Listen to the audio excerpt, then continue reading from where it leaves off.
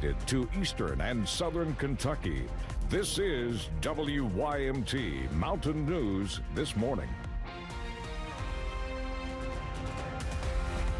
Good morning, I'm Amelia Lee here with you on this Tuesday, September 2nd, and we are just about at 5 o'clock this morning, and it is time for a check of our weather with meteorologist Eric Dean. Eric, what is going on for our September 2nd? Temperatures are in the 40s and 50s right now. We are seeing some patchy fog, especially here in Hazard. Here's the scene right now in Jackson. You're in Breathitt County. 52 is the current temperature. Ambient temperature and feels like temperature both are the same. We are seeing light wind at this hour. Other temperatures right now, 50s, even 60s. Look at Pikeville, 61 degrees, 60 in Manchester. Whitesburg's at 54, 59 in London, 63 in Monticello, 40s in Grundy, as well as Clintwood. Again, visibility, a little bit of an issue, especially in Harlan County and a little bit of Bell County.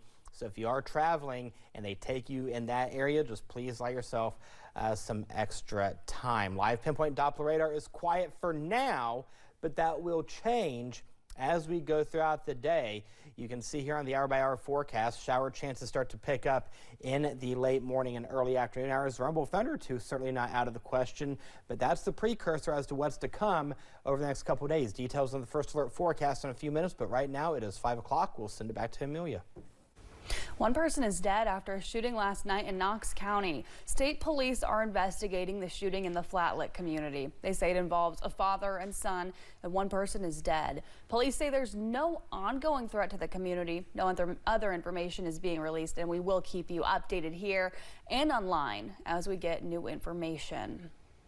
Well, we are learning more about a Lexington mother charged in the death of her baby, and we want to warn you that the details are disturbing. Police say Laken Snelling's infant died Wednesday. Officers were called to Park Avenue around 10:30 in the morning for an unresponsive infant. Police say Snelling tried to conceal the birth. According to her citation, the baby's body was found in a trash bag inside the closet.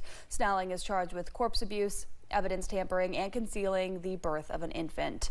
A spokesperson for UK tells us Snelling is a senior at the school and a member of the school's stunt team. The team's website says she's originally from White Pine, Tennessee, and she's being held in the Fayette County Detention Center. She'll be in court for an arraignment today at 1. The coroner's office has not released the child's cause of death. Well, the loss we feel here at WYMT after the death of Chief Forecaster Brandon Robinson is deep. But it's not only ours to feel. An entire region is remembering the man who devoted his life to keeping them safe. WYMT's Buddy Forbes shares a look at his impact on Letcher County. There'll never be another Brandon Robinson in our community. Brandon Robinson not only changed lives, he saved lives. Water is rising. Stay at home. You could feel the urgency in his voice. You wanted to go to higher ground. This is my house. I mean, I don't know what else to say. Sorry. Lifting up his neighbors during some of the most dark and destructive hits to the area he served for 17 years. It's home. It's home. It's right. These are my steps. That's how. If this doesn't drive the point home, I don't know what will. If he told you weather, you could count on it. You know, I think most of the people in the mountains trusted everything Brandon said because he was a local guy. A call he continued to answer, even as he dealt with his own dark and destructive brain cancer diagnosis, giving his community a front row seat to his faith and fight, raising awareness with his wife Stephanie through the Gray Matters organization. And he handled that with such vigor, such valor, and with a personality that was still unwavered by it. Always finding ways to give back to area outreaches like ICANN services, which he not only worked with, but raised money for. Its organizers say he consistently showed up for the place he called home until his death Sunday, leaving the lives he touched to remember the impact he had. All of his works here go unparalleled, and Brandon has left a footprint on Eastern Kentucky that could never be filled. Saying there simply are not words good enough to describe his reach. We could live 100 years and not be able to accomplish and leave the legacy that he's left. I won't say goodbye. I'll say so long for now. Thank you. In Letcher County, Buddy Forbes, WYMT Mountain News.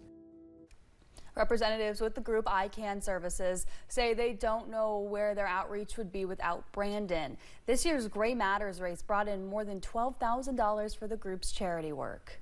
And we've also talked with many former co-workers who say Brandon was a light in the newsroom, always with a smile on his face and ready to give a fist bump. Former WYMT reporter Alyssa Williams and Brandon both went to Morehead State University. Alyssa says she truly learned to appreciate the mountains while learning from Brandon. You have to think his impact and his legacy is going to outlive so many of us.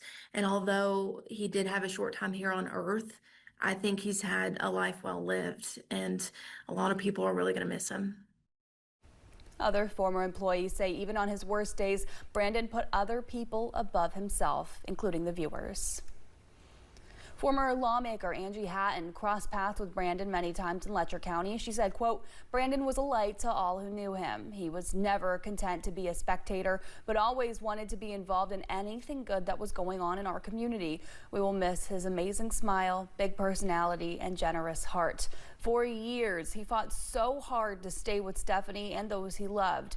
It was never enough for him merely to fight his own brain cancer, though. He spent his time and used his platform as a local celebrity, raising money to fight for everyone who his brain cancer and his passing has left a big hole in the Letcher County community, and we will all miss him for a very long time.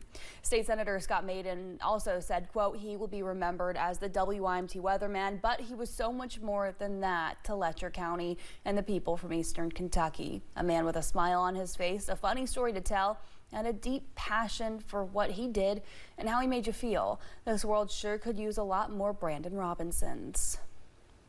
Well, from the mountains to Capitol Hill, Brandon's impact spans far beyond Eastern Kentucky.